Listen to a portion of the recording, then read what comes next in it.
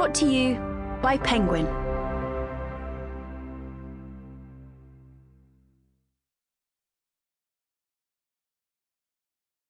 Hope Dies Last. Visionary People Across the World Fighting to Find Us a Future by Alan Weisman. Read by Fred Sanders and Alan Weisman.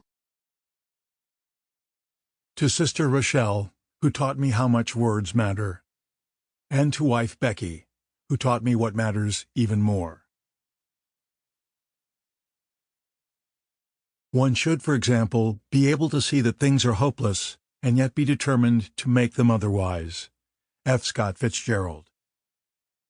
Yo he preferido hablar de cosas imposibles porque de lo posible se sabe demasiado. I prefer to speak of impossible things because we know all too well what's possible. Silvio Rodriguez. Chapter 1. Cradle to Grave. 1. Origin. How Azam al-Wash wonders, is it possible that he's never been here before?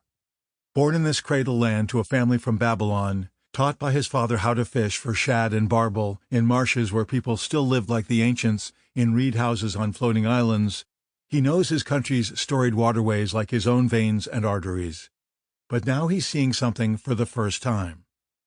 Strange because, except for his years in exile, all his life it's been so near, just downriver from the city of Basra, where he attended university, although needing a police escort to get here might explain why he didn't come earlier.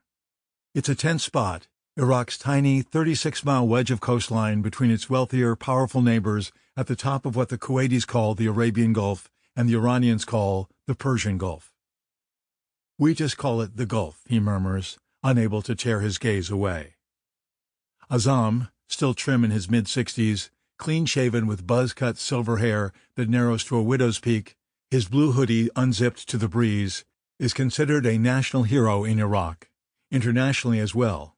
Winner of the 2013 Goldman Environmental Prize, the Green Nobel, for miraculously resuscitating the Mesopotamian marshes of his boyhood, the biggest wetland in the Middle East.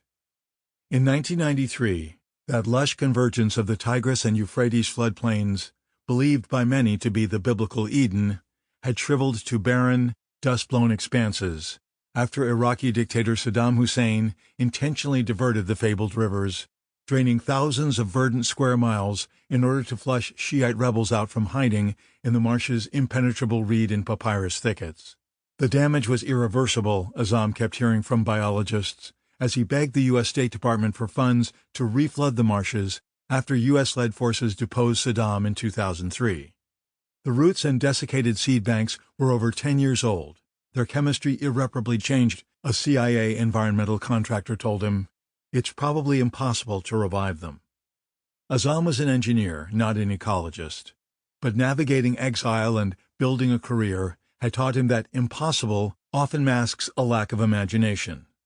If there was one lesson he'd learned, it was that nature is resilient. She's seen all of this before. How will we know unless we try? He asked.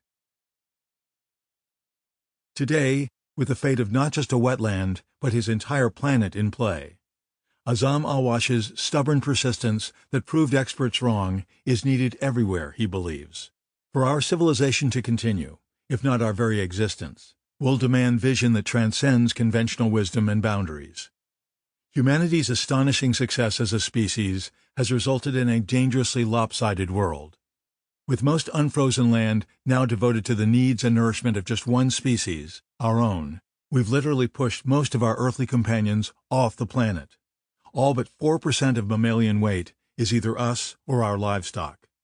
Nature, the fossil record warns, doesn't permit such imbalance for long.